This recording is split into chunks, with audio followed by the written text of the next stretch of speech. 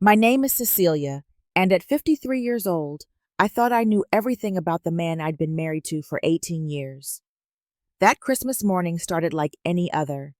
The smell of cinnamon rolls filling our cozy kitchen, my daughters Sarah and Emma chattering excitedly about their presents, and me bustling around trying to make everything perfect. But David seemed different that morning, constantly checking his phone with this secretive smile I'd never seen before. Something felt off, like a shadow creeping across what should have been our most joyful day. I had no idea that in just a few hours, my entire world would crumble, revealing a betrayal so deep it would change everything I believed about love, trust, and the power I never knew I had. Before I share what shattered my perfect Christmas morning, let me ask, where are you watching from today? Please hit that like button and subscribe, because what happened next will make you question everything you think you know about the people closest to you. Let's dive into how my world turned upside down in just a few hours. Our life looked perfect from the outside. David and I lived in a beautiful suburban home with white picket fences and rose bushes that I tended every weekend. Sarah, our 16-year-old, was captain of the debate team, while 14-year-old Emma excelled at piano and art. David worked as a marketing manager at a small firm downtown, and as far as he knew, I worked remotely doing consulting work. What he didn't know was that I was actually Catherine Morrison, CEO and founder of Morrison Tech Solutions, one of the largest technology companies in the region. I'd made the decision years ago to keep my true identity secret from David. When we first met, I was already building my company, but I'd seen too many relationships destroyed by money and power dynamics. I wanted David to love me for who I was as a person, not for my bank account or business success. At work, I went by Catherine Morrison, my maiden name, while at home, I was simply Cecilia Thompson, devoted wife and mother. It seemed like the perfect arrangement.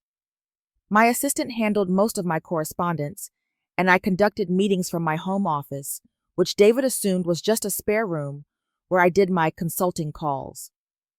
The company's board knew about my family situation and respected my privacy.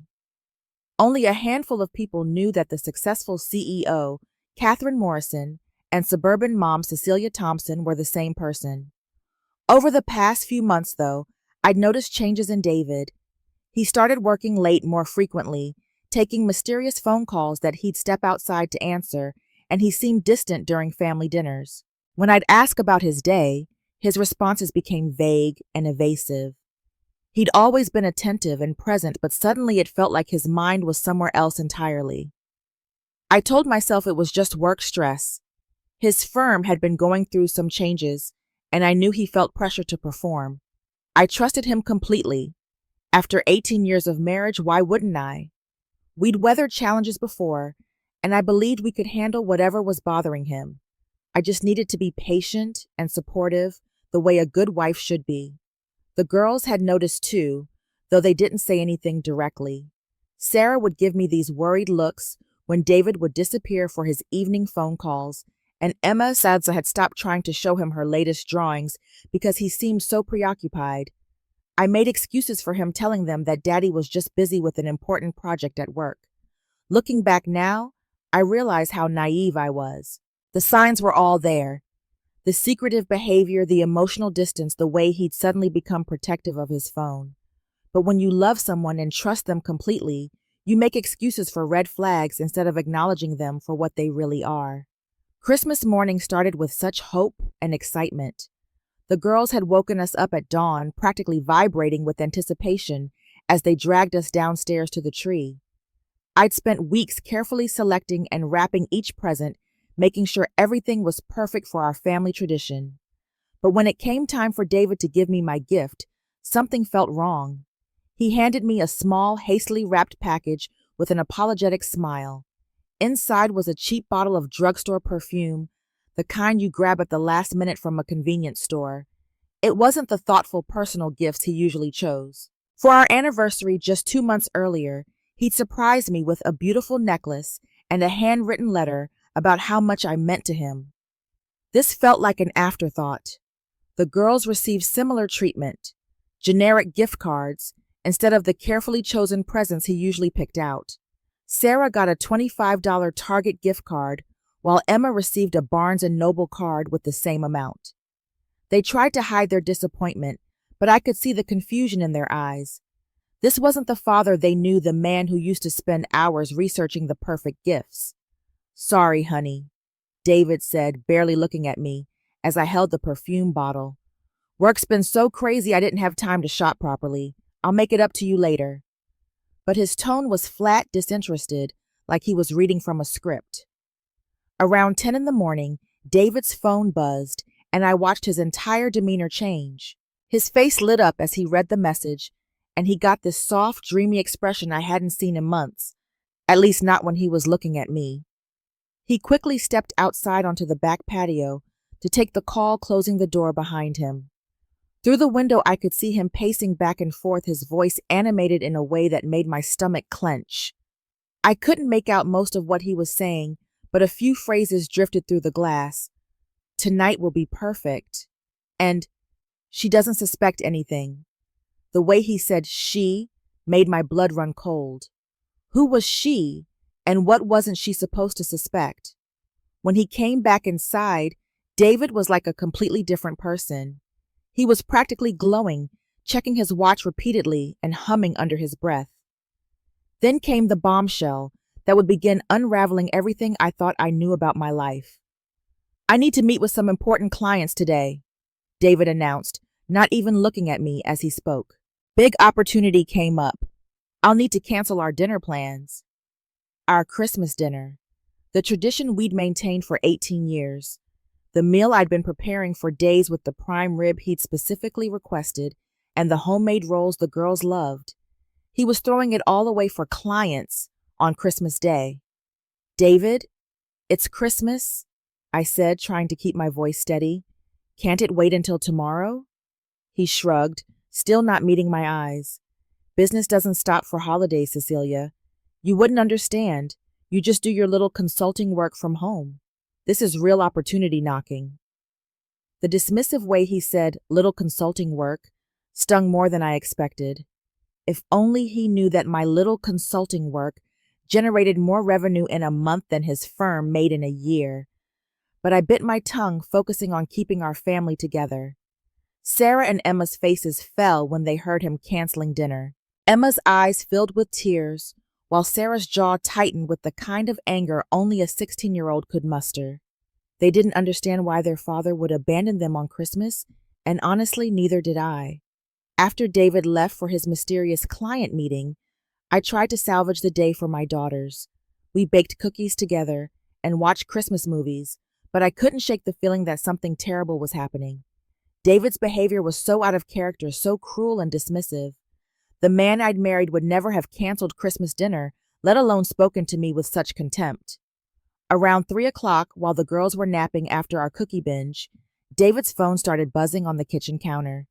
He'd left it behind in his rush to get out the door, something he never did.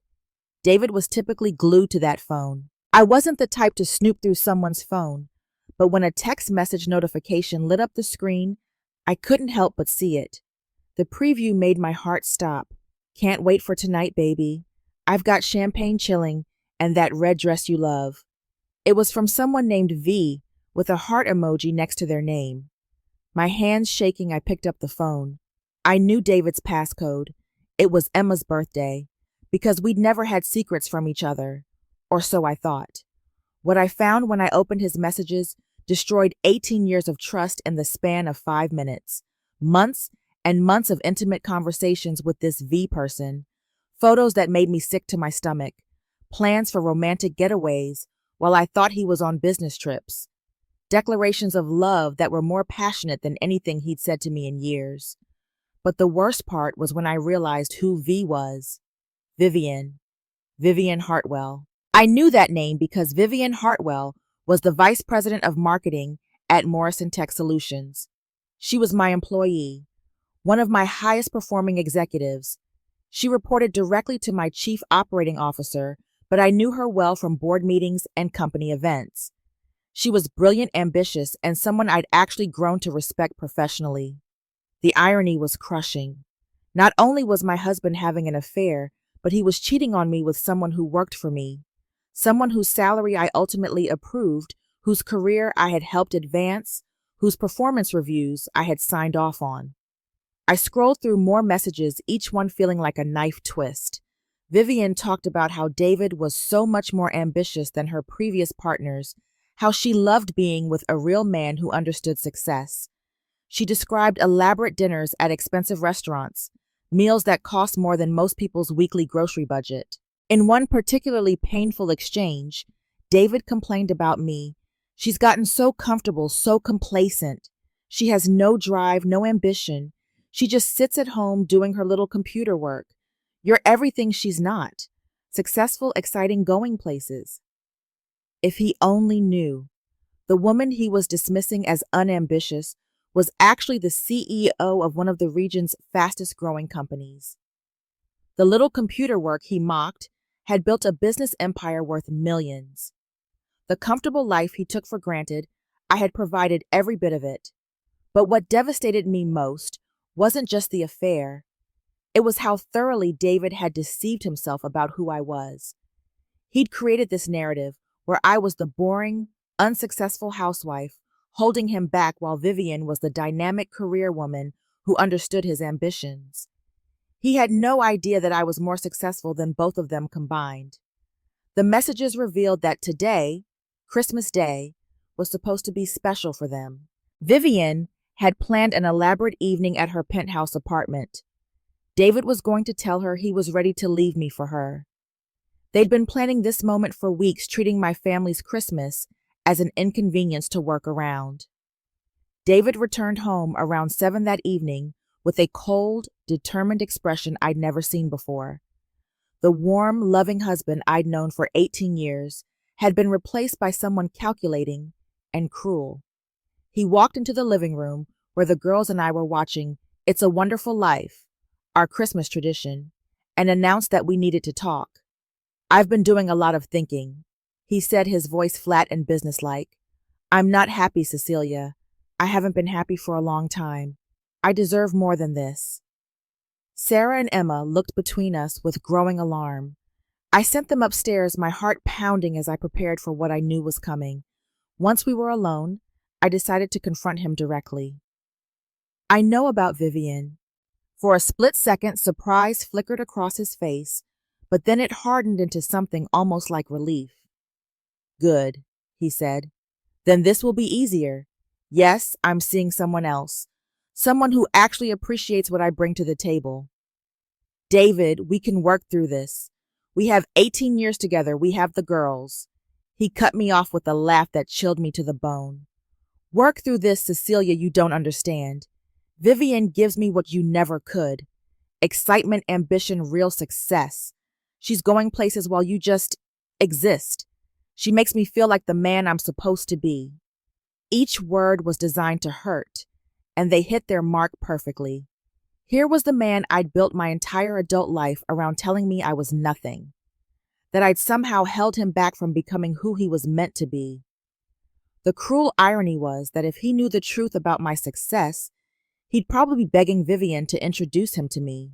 "I want you and the girls out of the house tonight," David continued. "Vivian is coming over, and I don't want any drama or awkwardness.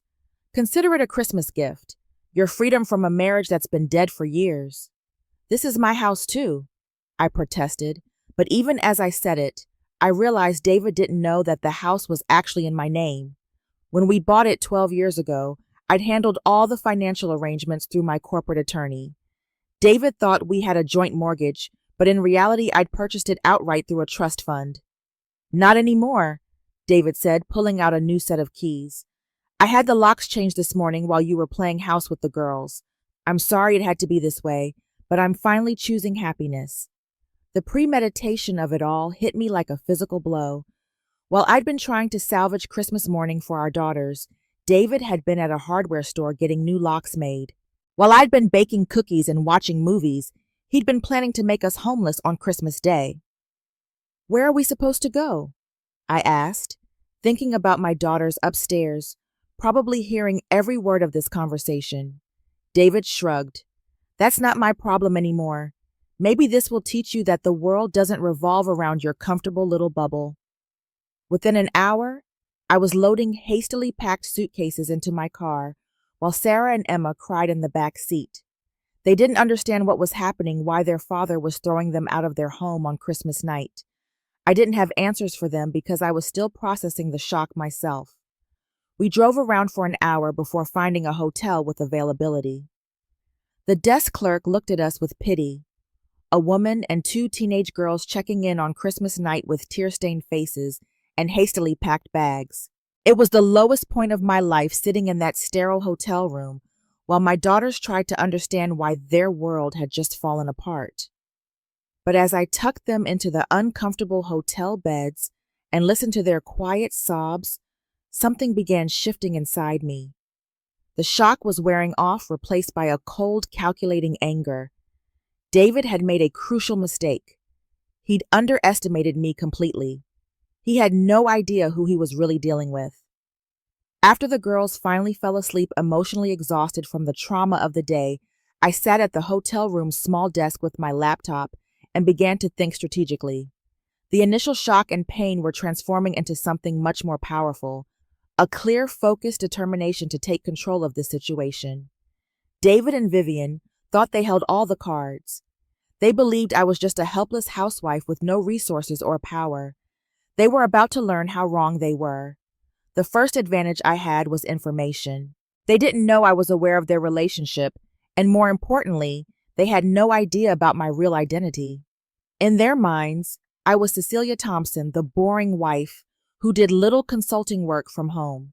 They had no clue that Catherine Morrison, CEO of Morrison Tech Solutions, and Cecilia Thompson were the same person. I opened my laptop and pulled up Vivian's personnel file from the company's secure server. As CEO, I had access to everything: employment history, performance reviews, salary information, expense reports, and any HR issues. What I found made my situation even more interesting. Vivian was indeed an excellent employee with impressive results, but over the past 6 months, coinciding exactly with when her affair with David began, there had been some irregularities.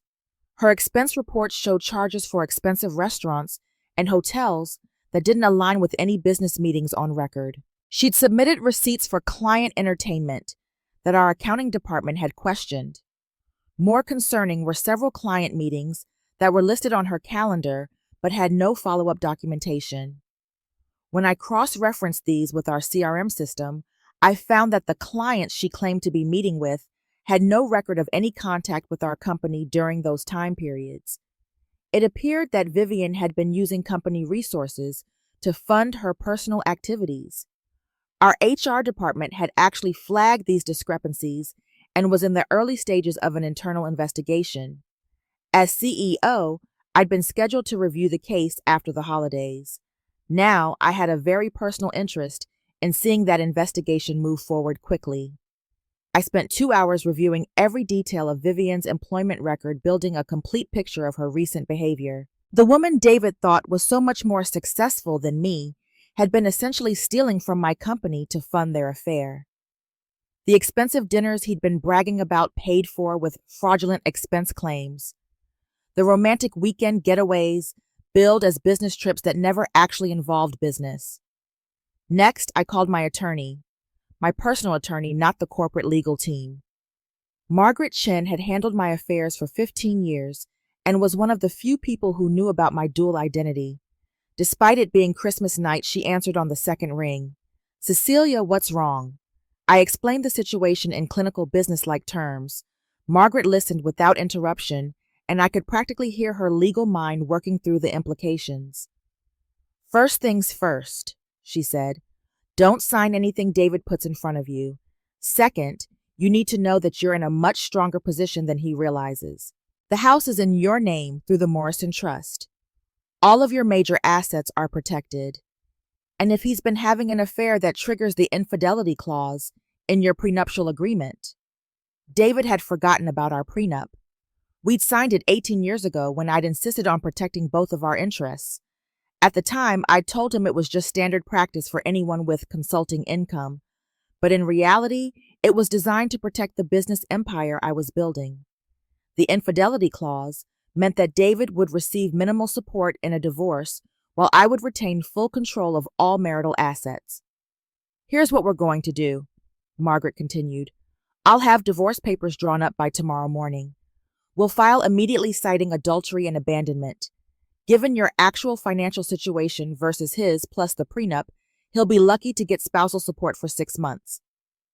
As I hung up the phone, I felt a sense of control returning. David thought he was playing chess, but he didn't even know what game we were really playing. He'd made his move, throwing us out and choosing his mistress over his family. Now, it was my turn. I spent the rest of the night planning my next steps. By morning, I would stop being the victim of David's betrayal and become the architect of his downfall. He wanted to play games with someone he thought was powerless. He was about to discover that he'd picked a fight with one of the most powerful women in the business world. The sweet irony was that Vivian, the woman he thought was so much more successful than me, was actually my employee. Tomorrow, I would remind her exactly what that meant. Monday morning couldn't come fast enough. I'd arranged for the girls to stay with my sister for a few days, telling them I had some business to handle. They didn't need to see what was about to unfold. At 8 sharp, I walked through the gleaming doors of Morrison Tech Solutions as Catherine Morrison, CEO. I'd spent the weekend mentally preparing for this moment, transforming from the devastated wife David had thrown out into the powerful executive I'd always been. My assistant Jennifer looked surprised to see me. Ms. Morrison, I wasn't expecting you back until Wednesday. Change of plans, I said, my voice carrying the authority that came from running a $50 million company. Is Miss Hartwell in the office today? Yes, she's in early. I think she's in the break room on the executive floor. Perfect. I made my way to the executive break room, where I found Vivian chatting with 2 other department heads over coffee. She was practically glowing, her face animated, as she gestured enthusiastically about something. Finally found a real man who appreciates success, she was saying. He's not intimidated by a strong woman like my last boyfriend was. David actually encourages my ambition instead of trying to hold me back. I stood in the doorway listening as she described her wonderful new relationship with my husband. He's taking me to Miami next weekend for a little getaway. Said he wants to show me off to the world. What about his wife? Asked Linda from accounting. Vivian waved dismissively. She's just some boring housewife who doesn't understand him. David says she has no drive, no ambition. She just sits at home doing some kind of consulting work, probably data entry or something equally mindless. He's wasted 18 years of his life with her. The other women in the break room had noticed me standing there, their faces growing pale as they realized what Vivian was saying and who was listening. But Vivian was so caught up in her romantic fantasy that she didn't notice their expressions. The best part is that she doesn't suspect anything, Vivian continued. David says she's completely clueless about what real success looks like. Can you imagine being married to someone for 18 years and having so little awareness of the world around you? Vivian, I said quietly. She turned around, and I watched the color drain from her face as she realized I'd heard every word. For a moment, she just stared at me, her mouth opening and closing like she was trying to find words that wouldn't come. Ms. Morrison, she finally stammered, I didn't know you were… I wasn't. Could you come to my office, please? I said, my voice professionally calm. We need to discuss a few things. Linda and the others scattered immediately, leaving Vivian to follow me down the hall to my corner office. I could see her mind racing, trying to figure out how much I'd heard and what it might mean for her career. Once we were in my office with the door closed, I gestured for her to sit while I remained standing behind my desk, a power position that wasn't lost on either of us. So, I said, keeping my voice neutral and businesslike, you've been having an affair with David Thompson. Vivian's eyes widened. How do you… what makes you think… David Thompson is my husband, I said simply. The silence that followed was deafening. I watched Vivian process this information, seeing the exact moment when she realized the full implications of what she'd done. She wasn't just having an affair with a married man. She was having an affair with her boss's husband. Ms. Morrison, I had no idea, she whispered. David never told me his wife's name, never mentioned what you did for work. If I'd known, would it have mattered? I asked. Would knowing I was your boss have stopped you from sleeping with my husband? Or would you have just been more discreet about stealing from the company to fund your relationship? Now she looked genuinely terrified. Stealing? I haven't stolen anything. I opened her personnel file on my computer screen and turned it around so she could see. 6 months of fraudulent expense reports, business dinners that weren't business dinners, hotel charges for trips that had nothing to do with company business, client meetings with clients who don't exist. Vivian stared at the screen, her face growing paler with each line item I'd highlighted. I can explain. Actually, you can't, I interrupted. This is embezzlement, Vivienne, using company funds for personal expenses and falsifying reports to cover it up. HR has been investigating these irregularities for weeks. She was shaking now, realizing that her perfect plan was falling apart. The successful, ambitious woman David had fallen in love with was about to lose everything. Her job, her reputation, possibly even her freedom. What do you want? She asked quietly. Your resignation, I said without hesitation. Effective immediately. You can clean out your office this morning. Security will escort you out by noon. Miss Morrison, please. This job is my whole career. I've worked so hard to get where I am. And you threw it all away for my husband, I replied. A man who, by the way, makes about 1/10 of what you do. Or made, I should say, since you'll no longer be making anything. The irony wasn't lost on me that David had chosen Vivian because he thought she was more successful than his wife, when in reality, I was more successful than both of them combined. He'd destroyed his family for a woman whose career was built on embezzled funds. I'll have security pack up your personal items and send them to you, I continued. As for the embezzlement charges, I'll let our legal team decide whether to pursue criminal prosecution. Vivian broke down, then tears streaming down her face as she realized her life was crumbling just as mine had 2 days earlier. But I felt no satisfaction in her pain, just a cold professional resolve to clean up the mess she'd made of my company and my family. By Wednesday morning, David's perfect new world was collapsing around him. Vivian had called him Tuesday night sobbing about losing her job and babbling about some misunderstanding with her boss. She'd been too mortified to tell him the truth, that his wife was actually the CEO who'd fired her. That's when my attorney delivered the divorce papers.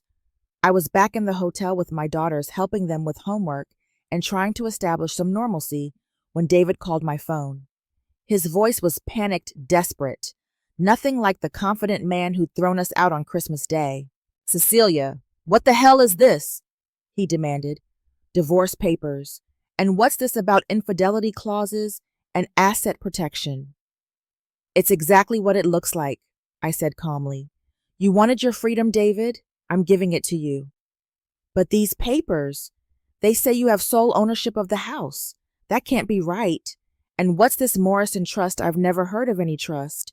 I could hear the confusion in his voice as he tried to make sense of legal documents that revealed just how little he actually knew about our financial situation. You should read more carefully, David. It's all there in black and white. This says you're worth millions, he said, his voice barely above a whisper. That can't be right. You do consulting work from home. I do a little more than consulting, I replied. David, meet Catherine Morrison, CEO and founder of Morrison Tech Solutions. The silence on the other end of the line lasted so long, I thought the call had dropped. When David finally spoke, his voice was hollow with shock. You're Catherine Morrison, the Catherine Morrison. The very same. The woman whose company employs about 300 people, including your ex-girlfriend Vivian. Well, former employee, Vivian, I should say. Vivian worked for you. Past tense. I fired her yesterday for embezzling company funds to pay for your romantic dinners. Turns out your ambitious, successful girlfriend was funding your relationship by stealing from my company. I could practically hear David's world reshaping itself as he processed this information. The boring, unambitious wife he'd abandoned was actually one of the most successful businesswomen in the region. The exciting, successful mistress he'd chosen was a criminal who just lost everything. "Cecilia, we need to talk," he said, his voice taking on the pleading tone of a man who just realized he'd made a catastrophic mistake. "I can explain everything. I was confused going through something." "Actually, we don't need to talk," I interrupted. "My attorney has told you everything you need to know. You'll have supervised visitation with the girls once a week. You'll receive minimal spousal support for 6 months as outlined in our prenuptial agreement. And you'll need to find somewhere else to live since the house belongs to me."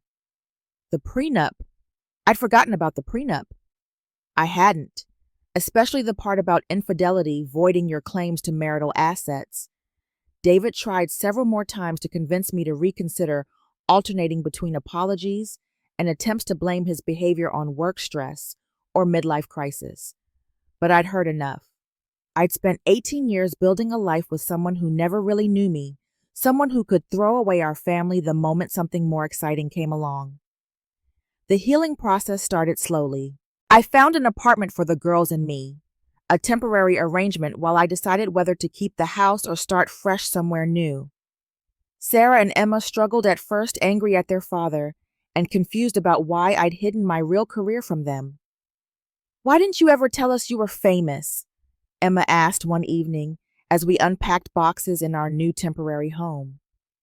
"I'm not famous, sweetheart. I'm just successful. And I kept it private because I wanted your father to love me for who I am as a person, not for what I'd accomplished professionally." "But maybe if he'd known how awesome you are, he wouldn't have left," Sarah said, her 16-year-old logic cutting straight to the heart of things. "Maybe," I agreed. "But someone who only loves you for your success doesn't really love you at all. Your father fell in love with an idea of success, not with the person behind it. That's not real love." As the weeks passed, something beautiful began to emerge from the wreckage of our old life. Without the need to hide my career, I could be completely authentic with my daughters.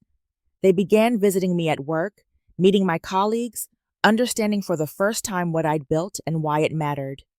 Sarah started talking about studying business in college, inspired by seeing her mother in action as a leader.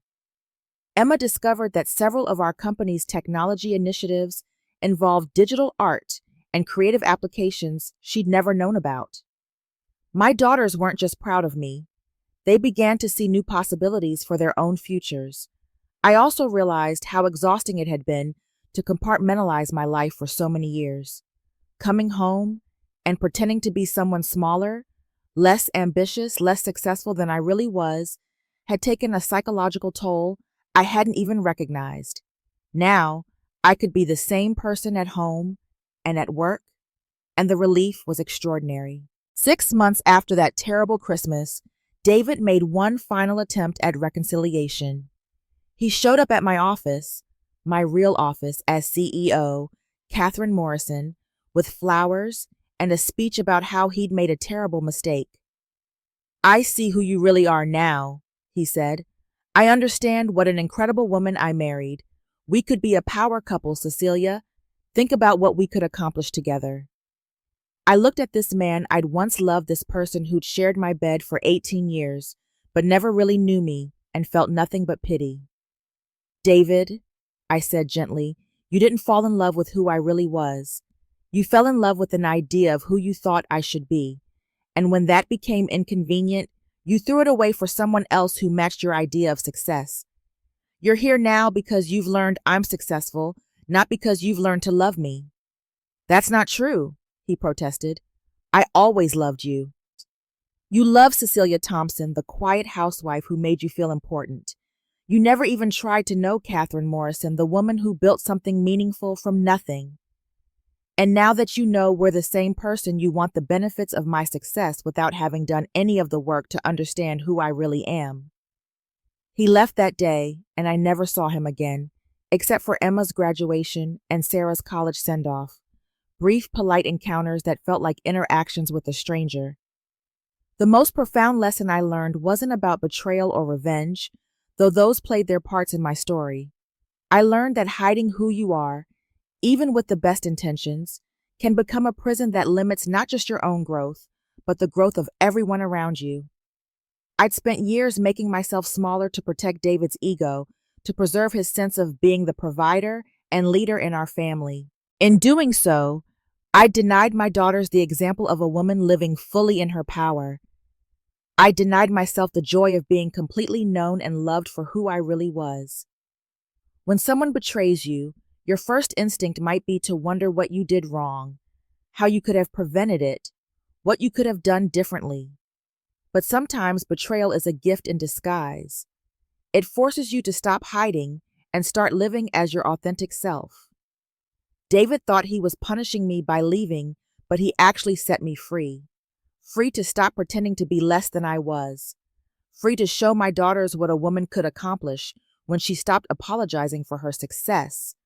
Free to find people who would love me not despite my achievements, but as a whole person who happened to be both a loving mother and a successful CEO. That Christmas when David threw us out became the best gift he ever gave me. My freedom to be completely authentically myself. The woman who survived that night wasn't the same woman who'd woken up that Christmas morning. She was stronger, clearer about her worth, and finally ready to live without compromise. Sometimes the people who hurt us the most give us exactly what we need.